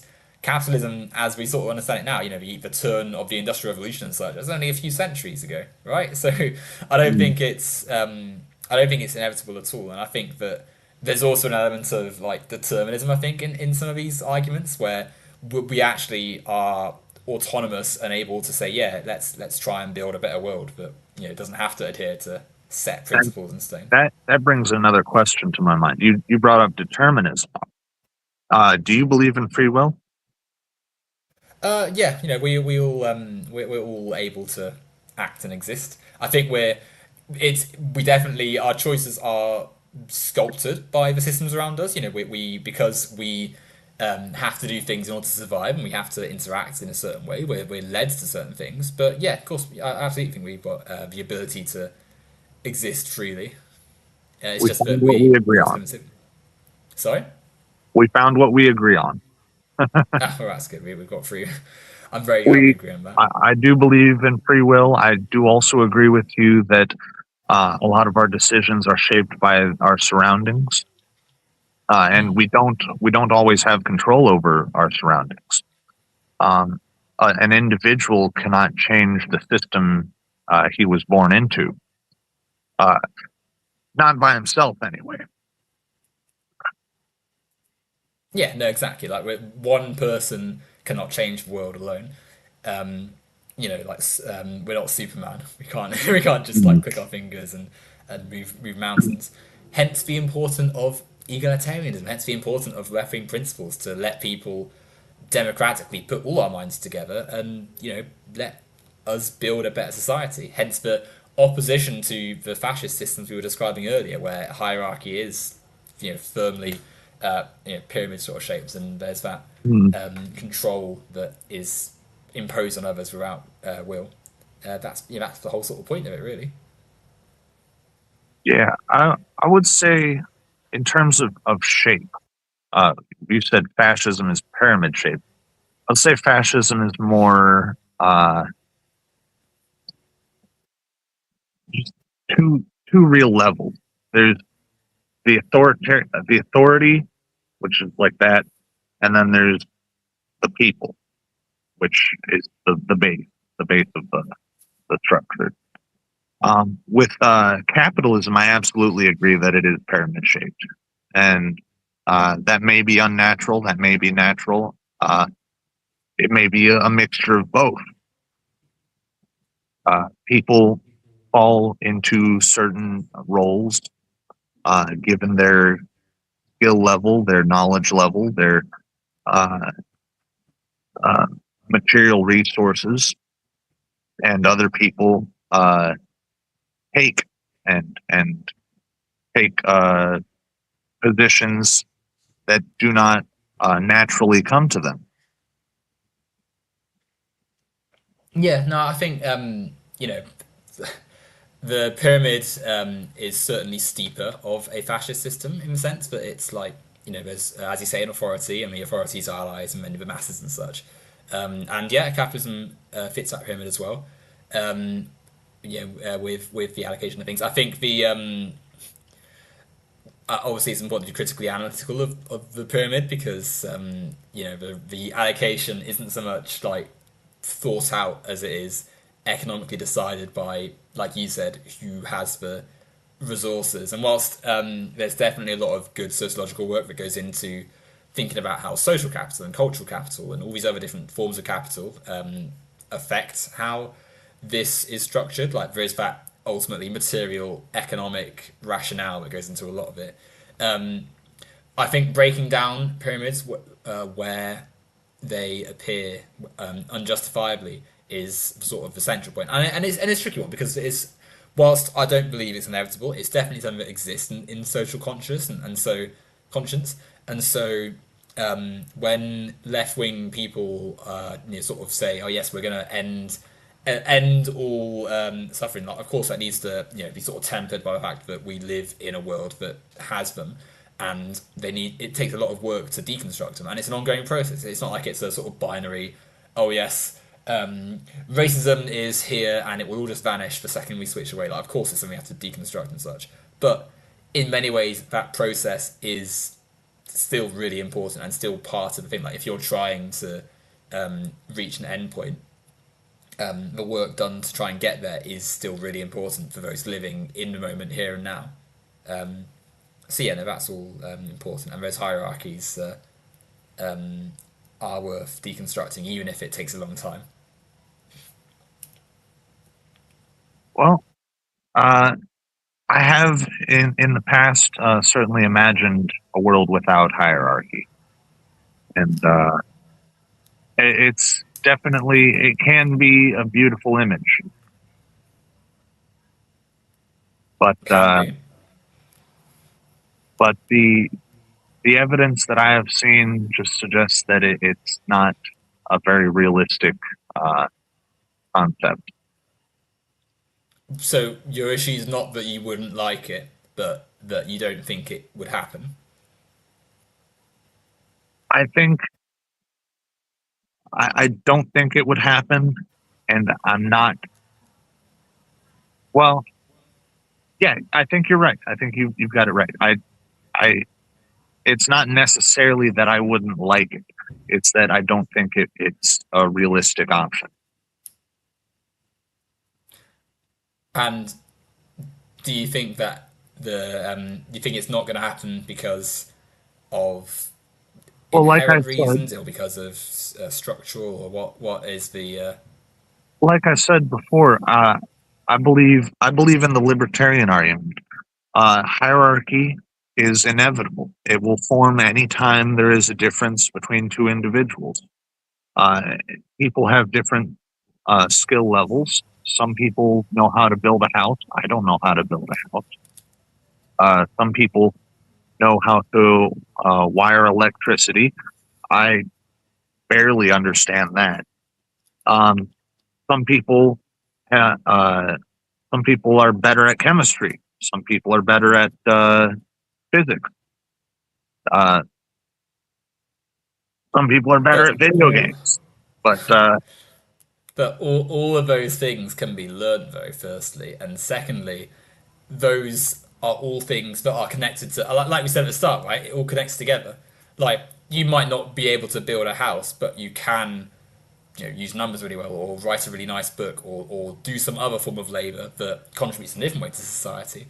Like there's no, the person that shows up to your house to fit the wiring has also benefited from many other parts of the global networks of labor, which I think get abstracted in our current system because of the way wage labor works, where we're sort of removed away from the actual world. But are things that can be actually united and recognized in a system that would deconstruct certainly the economic hierarchy that we have, where people own so many resources over others, and be more realized. Skill level, I think, isn't really like we're because we live in a world that has, as we were saying earlier, it's rationalized and trying to quantify something like intelligence or merit. Like it loses the fact that people are more complex than just a rating, like in a video game where it just says, "Oh, you've got 99 skill points out of X, out of 100, so therefore you are mathematically this much better than this person." And in actuality, it's more of a it's a subjective thing, and the reason that some things stick out more is because of our economic system that says, okay, well, this person has commodified their labor to a greater extent, and therefore has something which is more valued on this artificial marketplace, which is coerced around what capital is being affected where. and you are right. A lot of these skills can be learned. A lot of this knowledge can be learned, but you can't learn everything. The human life is limited. Of Um, course, you that's why you we should only work have together. you only have a certain amount of time on this earth. And we should work together. We should work together. Yeah. And Absolutely, yeah. And that's why like yeah, it makes it easier to work together if we've got a system that values everyone and doesn't try like 'cause, doesn't put in these principles like yes we must outcompete and outbid each other on the market and have these like massive just hordes of wealth just sat around. Like we could do so much more if, as you've just said, we said, okay, well, I can't build a house, but I can do this, and let's put our tools together and try and be a good team. Yeah, and I believe I believe capitalism so far, from what has existed on Earth so far, capitalism is the best system for that because it allows the voluntary exchange of skills and of material. But is it voluntary? Like, we're not. It's not as though if we don't offer these skills, it's like we're going to be all right. If we don't participate in wage labor and the markets and such, then we can't access things we need to survive. So it's not Now, voluntary, right? Like, wage labor is not inherent to capitalism because capitalism is just the control of the economy by private individuals. Now, of they capital, yeah, like they the they core. can they can structure it however they want. They can choose wage labor. They could choose other forms of payment. They could choose barter. Okay, but if I like if we choose not to participate in the economy, we can't access the things we need to survive, and we'll die, right? Like, for as much as like it's That abstracted behind that's things, like not we're like, that's not what? Sorry, necessarily true. That's not necessarily true. well, it There are is, isn't people it? Like who we, go off. There are people who go off and live in the woods, and how many people's that in comparison to? they don't participate in the economy. But it's Okay, not but many, but how many is because that most people compared like to? living around other people. But that Okay, is a choice that is made. but that's not like we know that's not a feasible and realistic choice for 99.99% of people because I that know. isn't what like, as you said, right, we're social animals. You also can't do that as easily as you'd think, right, because as well as like electricity or food being privatized, land is also privatized, and so large parts of where you would potentially go and live from the woods is actually private land owned by some corporation somewhere or some other entity. And it's also just like even just getting there would be a lot for some people. Like, forget just actually being able to live in the woods and sustain yourself out there. Can you imagine actually uprooting your whole life, all your possessions, all the stuff you have, getting from a city, which in some parts of the world are like massive structures, far bigger than any expanse, getting out to some desolate, abandoned place with the vegetation to survive, with the things you actually need to get on board and do that? Like, it's just not feasible for pretty much No, anyone. And I wouldn't say it's not feasible. I would say it's very difficult. Yes, it is absolutely difficult, and I wouldn't be able to do it. But it's not impossible. yeah, but It this is fun. sure, it's not impossible, but the fact it's so unfeasible makes it a coerced choice to participate in wage labour because you clearly, as we've demonstrated, like this choice is one that only a minute group of people are going to be able to do, let alone want to do. And so the other choice are participating in a system which offers you enough to survive, and maybe if you're lucky enough to live in a developed Western nation, a bit to live with, a few comforts and such, so that the capitalist system can perpetuate itself and have this massive wealth over others. Like, the choice is absolutely coerced, and that's before we even get into like the cultural structures that shame people for not being a working citizen, or the fact that many of the things we need to survive aren't just owned by capitalists but are sculpted by them as well. Putting additives in food to make you desire more sugary things, which are bump prices and such. The fact that rent has skyrocketed just across like all capitalist societies, basically, it's just like ridiculous how much money is actually spent just on renting a property out. Electricity bills, all these things, water bill, all these things which just constantly go up and up and up because they want to maintain or even increase the profitability that is being made from these things. Like, this isn't a good or sustainable way to run a society, and I think there's also a bit of a conflation of like, oh yes, well in 1780 or whenever the world looked like this, and now in 2026 it looks modern and we've got all this stuff, and therefore like we're gonna say, oh yes, capitalism has made all this possible. Like, it's it conflates the labor of workers and the work people have done with the idea that it had to be some capitalist orchestration that made it possible, ignoring the fact that they also put themselves in the place to begin with, right? Like imagine if if you own every tree sapling in a forest and then all the tree saplings grow, and then you say, well, I did this. I am responsible for the forest becoming what it is.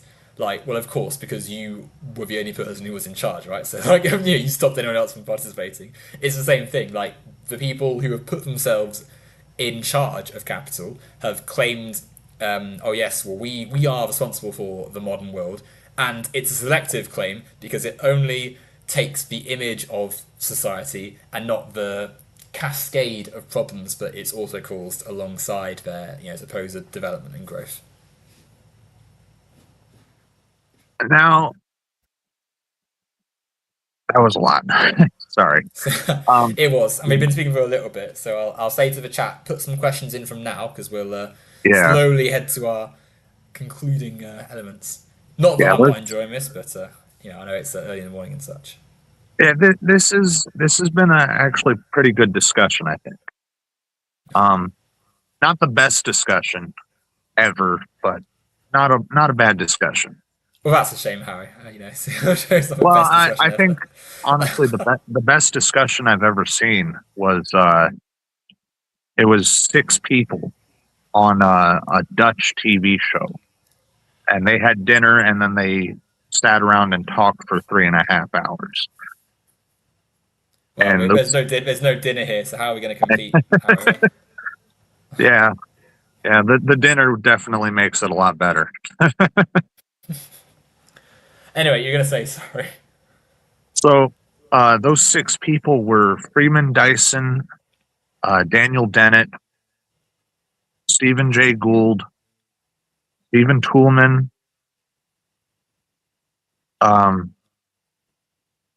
I forgot the other two, but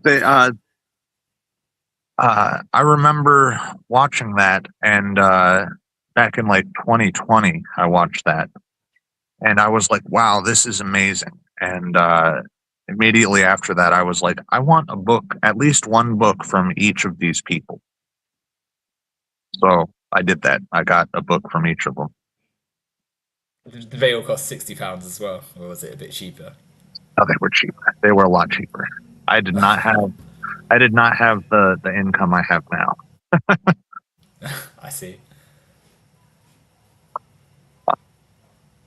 But one thing about epistemology, Daniel Dennett wrote a book called Consciousness Explained, and I read that book, and he claimed that the book makes empirical arguments. He uses empirical evidence, but the whole book was thought experiments. It was pure rationalism. So I was wondering, what are your thoughts on someone who could confuse empiricism with rationalism? Well, yeah, words are a bit subjective sometimes, aren't they? I mean, I'm not confess I've not heard of some of those authors you said a second ago, but it's not as though a thought experiment doesn't offer some insight, and the word empirical as well is often used in different ways sometimes. So it's an interesting one. Perhaps I'd have to learn more about this book in particular before I'd start saying, well, yes, they've used this term wrong, but I guess from what you've described there, maybe they shouldn't have called it empirical data if they've just used thought experiments. But again, I would need to have a look at it specifically to determine. Um, but ultimately, we can to sort of tie us into our themes, like the empirical um, information we have in our world. I think is partly why I sort of approach many of these topics the same way. Gosh, the sun is exploding outside, isn't it? I just realised how like I see bright how, it yeah. suddenly just like blaring behind me. The the rational mind bases itself on information it learns and reacts to, right? Like if you say cook your pasta for too long and it's just slop, you think, okay, I need to not boil it for as long as I have done, and therefore you've rationally learned to reduce the time you keep the pasta in the water for, right? And that's a And so in combination of the two. sorry, That's a combination of empiricism and rationalism, because that's yeah, no, you have exactly, the empirical exactly. data of the pasta being overcooked, and then you have the rationalism of, oh well, I shouldn't cook it for this. Yeah, that's what I'm saying. Like that's the you rationally do things because of the lived empirical stuff you've witnessed, and empirical data leads you to make a decision which is based in rationale. But being positional, being reflexive, being able to think critically and sort of think about these actions and such, I think I think what we reject is the idea that we're sort of these inherently enlightened beings that just have all the answers and know everything. We're reacting to things in the visceral world and taking principles and obviously being flexible with them and such, but taking these principles and trying to move ourselves into a better way of life, right? Like a better position for everyone to be in. And one of those things, I think, is just existing in a world that doesn't have the difficulties we're seeing now. The climate crisis, the rise of fascism again, wealth inequality, all these like wars and difficulties. Like these aren't things that have to happen, and so I think that's ultimately to cycle us right back around to echo chambers. Um, the reason there's a lot of polarization, and the reason that the left wing, the perception that there's echo chambers on the left is because there's that firmer belief in those principles, which do bring people into conflict with some of the right wing views. And I think there's a bit of reflection there as well. You said yourself, right? Right wing circles will see people who are fascist and monarchist and libertarian and conservative and all these different ideas all in the same spaces. And maybe that's because there isn't that same principle or set of principles which would make someone clash with a fascist as they would on the left.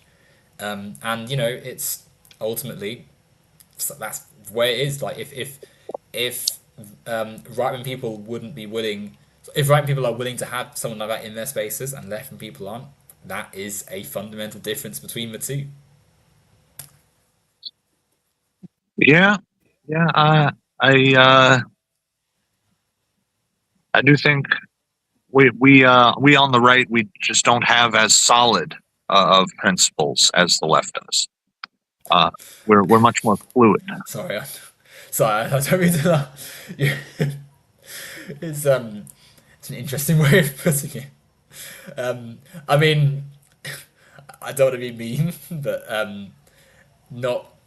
Uh, do you think that that might be is that a good thing? Not having solid principles, like the Well, fluidity. I mean, there's one there thing to there be are fluid, there are but benefits. There are benefits and there are cons. There are benefits and cons to everything, really. But one of the pros of being more fluid with your principles is not being attached to outcomes. Uh, you could you may have a certain outcome in your mind that you want to achieve, and if you are totally attached to that outcome, uh, and you don't achieve it through the methods that you believe will achieve that outcome, uh, you uh, you will end up creating some dissonance. Now, if you are not attached to outcomes, you don't have a solid uh, vision of what the outcome is.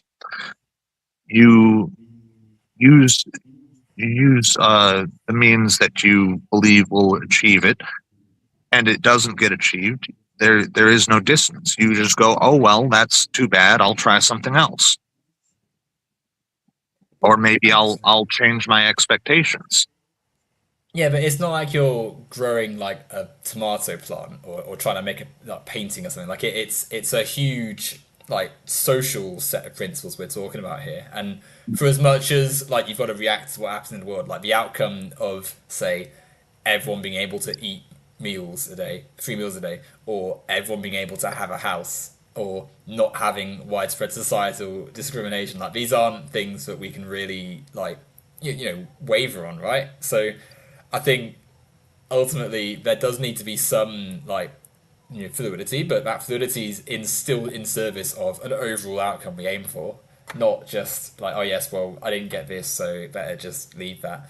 And again, you said, like not having those principles, I think, is part of the reason that they're there's more sort of frustration in left wing circles towards certain behaviours that maybe in right wing circles are permitted. Because I mean, and also as well, I would say that right wing circles absolutely do still have things that they wouldn't fold on, because as we've said earlier, like there's not there is still a driving sort of organisation around capitalist modes of production and such, which is still adhered to, which we can see adhered to, because look at how some of these people react when I don't know, like socialised healthcare, say, or nationalised healthcare is suggested. Right? There is still some understanding of what a right-wing principle is in these spaces, because there is still a visceral reaction against it.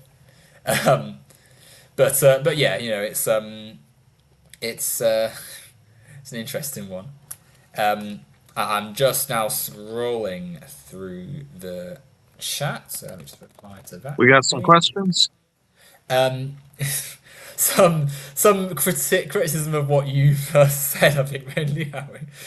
I So assume Rotherham so. says, go and live in the woods if it's so easy. I mean, to be fair, you did say that you I would be didn't able say to it do was it, easy. I just said it's possible. but I think that's the point, right? Like the idea that it's a fair choice sort of just collapses when no one, very few people are going to Bear Grylls it and go off do you know who Bear Grylls is? So am I just saying I names to know who you? Bear Grylls is. Brilliant. Bear Grylls is very I don't. famous. Is he as famous in America as in Britain? Has he made it across the? He is quite famous. I don't know how famous he is in the UK.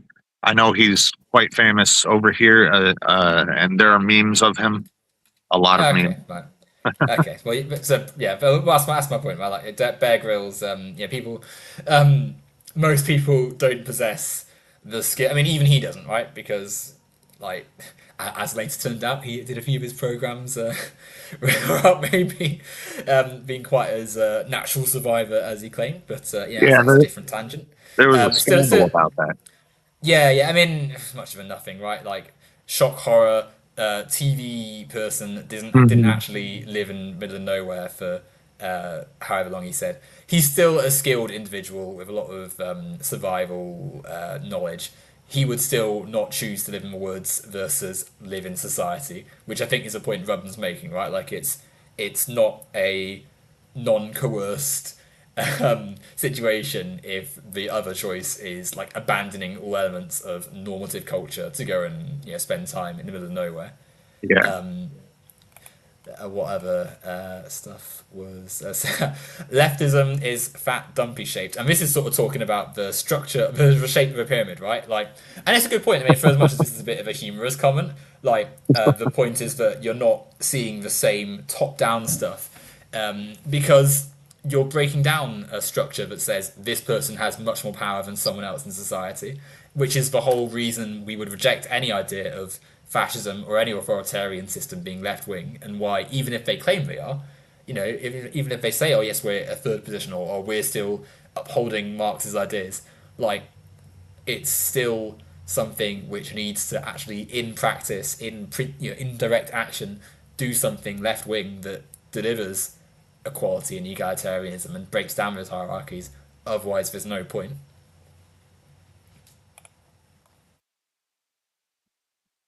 any And others? then let's see. That was a good comment, by the way. Well, That was pretty funny. the shape of it. I'm trying to. Um, there's a few comments here which are a little interesting. Were you reading AI earlier? Someone is suggesting. Trying to find the more PG ones. Someone says that you were may have been flicking over to AI. I don't have another device. I don't have another device. Very good about answers that It's question. just You just might have my got a little phone. bit just your phone. And fair enough. I I mean, have a laptop, but I don't have access to Wi-Fi out here. So oh no, okay. Yeah, so it's a pain, isn't it, not having internet. Another thing which should be nationalised and made more equitable, and also something else that's the other thing. If you went off to the woods, then you wouldn't probably be able to as easily be in communication with anyone. So part of that part of that false dichotomy. yeah. Um, but I think I don't see any other questions. I'm sorry if I can't say all of these on stream. So yeah, we'll Some dirty comments or whatever.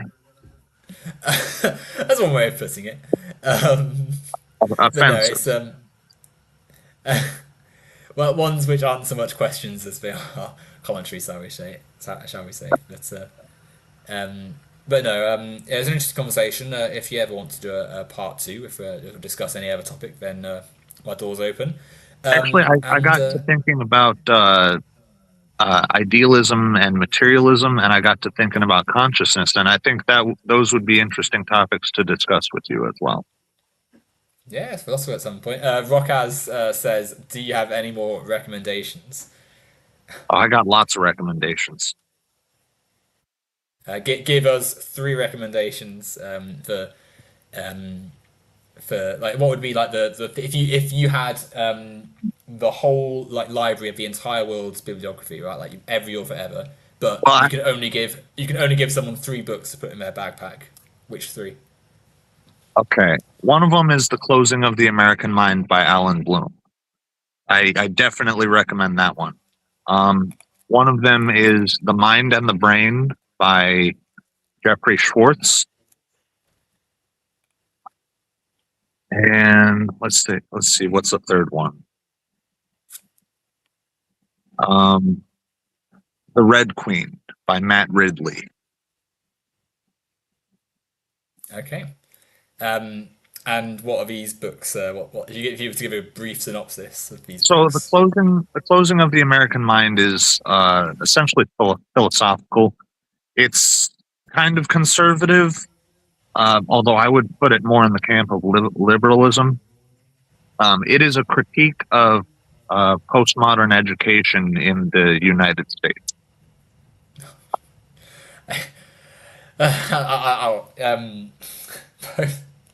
What do they take postmodernism to be? Like, what's the Well, what's the it's actually an honest book because it doesn't explicitly name postmodernism, but that would be the general synopsis of the book.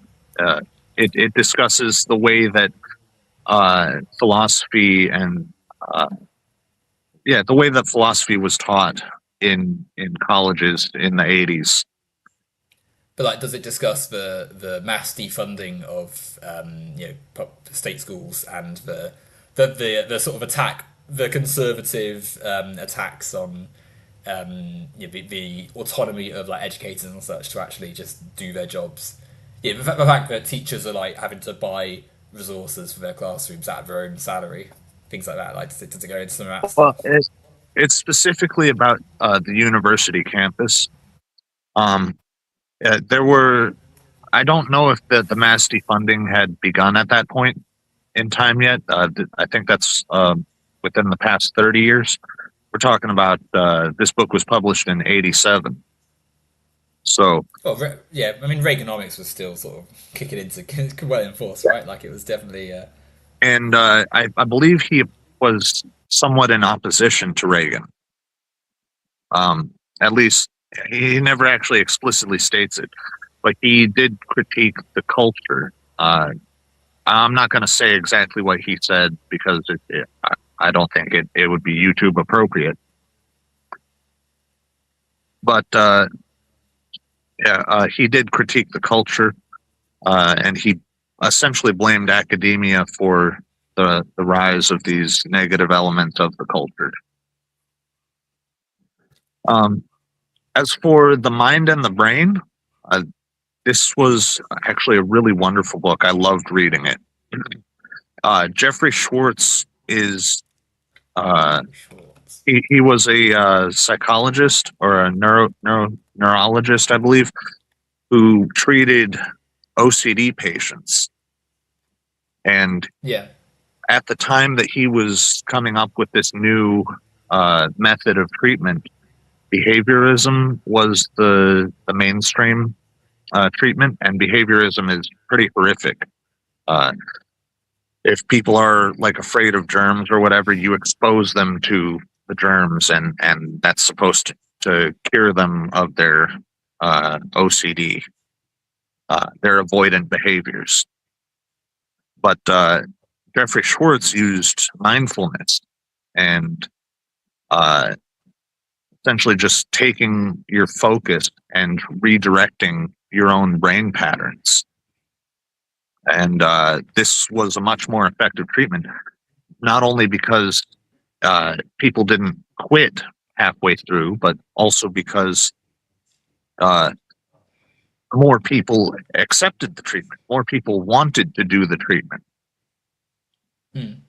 And he goes through a bunch of different evidence. He talks about experiments that were done with monkeys with severed nerves and stroke patients.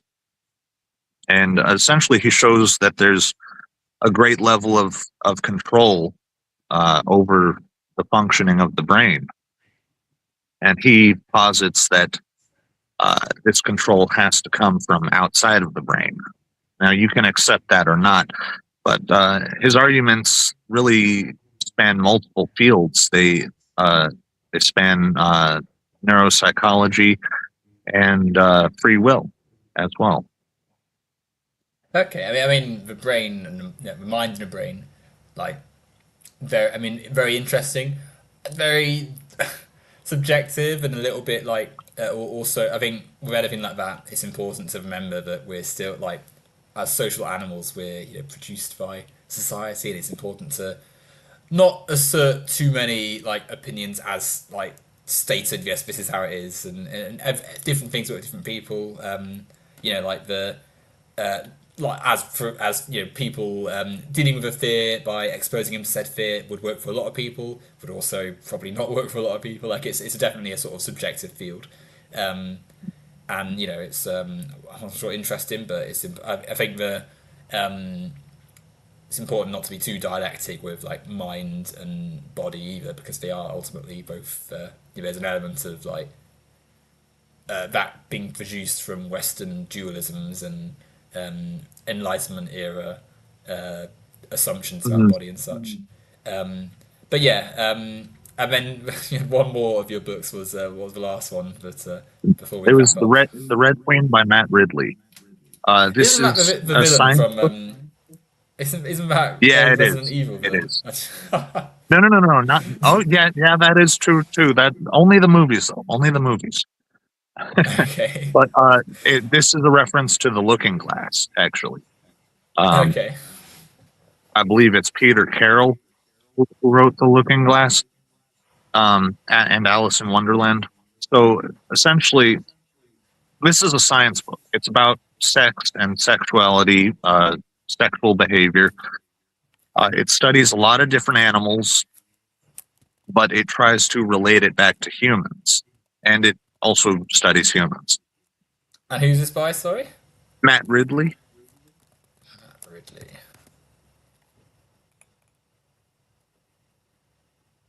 Okay, and so what was and this is and what was what made you enjoy this one? Like, what was the Well, it. I don't know how to describe it. It was just delightful. it was delightful. It was delightful. It was insightful. It it was definitely educational. I definitely learned from it. What did you learn from it?